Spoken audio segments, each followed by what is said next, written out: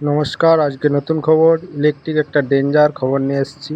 এই যে দেখছেন কেবল কানেকশন, প্রত্যেক পদে বলে কেবল কানেকশনে এর জন্য ভয়ানক বিপদ হতে পারে। এই বিপদ সত্তর জনগণকে জানানো হচ্ছে। দেখেন মিটারে 400 ওপর ভোল্টেজ চলে আসবে।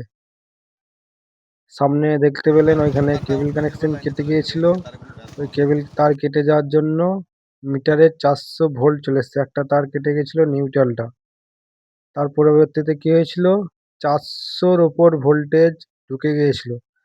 এটা আমি শিকার হয়েছি।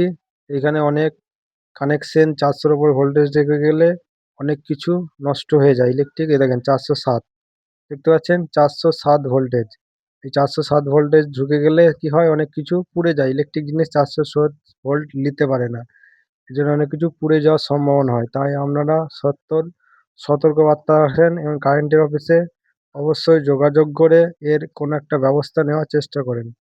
আপনার বাড়ির জিনিসপত্র পুড়ে গেলে তার দায় কে হবে?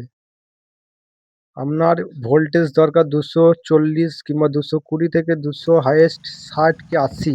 সে জায়গায় 217, 18 ঠিক আছে, কিন্তু এখানে 400-র ওপর ভোল্টেজ চলে এলে কোনো কিছুই ঠিক থাকে। এটা দেখেন আর একটা মিটার ছিল, এটা চলে আসছে 409।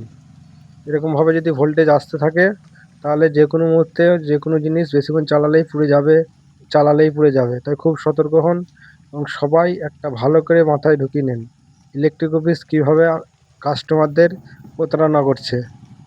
জিনিসপত্র এই দেখেন, এই কেবল কানেকশন এখন ডেঞ্জার অবস্থা, কারণ কোনো নিউট্রাল কানেকশন দেওয়া নয় বলে নিউট্রাল কানেকশন না থাকার জন্য প্রতিটা ডেঞ্জার হয়ে আছে, কাটলেই বিপদ।